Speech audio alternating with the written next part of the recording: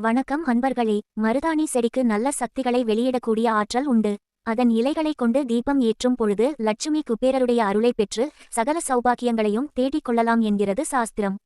வியாழன் அல்லது வெள்ளிக்கிழமையில் லட்சுமி குபேரர் படத்திற்கு முன்பு ஒரு தாம்பூல தட்டை வைத்துக் கொள்ள வேண்டும். வெள்ளி, தங்கம், பித்தளை, செம்பு என்ற எந்த உலோகத்திலும் தாம்பூல தட்டு இருக்கலாம். ஆனால் எவர்சில்வர் அல்லது பிளாஸ்டிக்கை பயன்படுத்தாதீர்கள். பின்னர் அதன் மேல் மருதாணி இலைகளை பரப்பி அதன் மீது சில நாணயங்களை வையுங்கள். நாணயங்களில் மகாலட்சுமி வாசம் புரிகிறாள். மகாலட்சுமிக்கு உகந்த ஏலக்காய், கிராம்பு போன்றவற்றையும் இலைகளின் மீது தூவிக்கொள்ளலாம். பின்னர் சுத்தமான அகல் விளக்கு ஒன்றை மஞ்சள், குங்குமம் தடவி நடுவில் வையுங்கள். அதில் நெய்யை ஊற்றுங்கள். நெய் அல்லது நல்லெண்ணெய் தவிர வேறு எந்த எண்ணெயையும் பயன்படுத்த வேண்டாம்.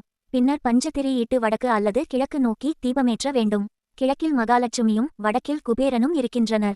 தீபம் ஏற்றிய பின்பு தீபத்திற்குள் பச்சை கற்பூரம், கற்கண்டு, டைமண்ட் கற்கண்டு போன்றவை இருந்தால் அதனையும் சேர்த்துக் கொள்ளுங்கள். இவை அத்தனையும் நமக்கு செல்வத்தையும் பணத்தையும் ஈர்த்து தரக்கூடிய அதிசக்தி வாய்ந்த பொருட்கள் ஆகும்.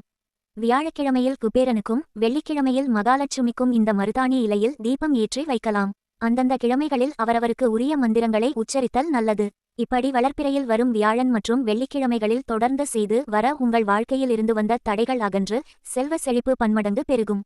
மேலும் பணவரவிற்கு என்றுமே குறைவிருக்காது. வறுமை ஒழியும். சுபகாரியங்கள் கைகூடும்.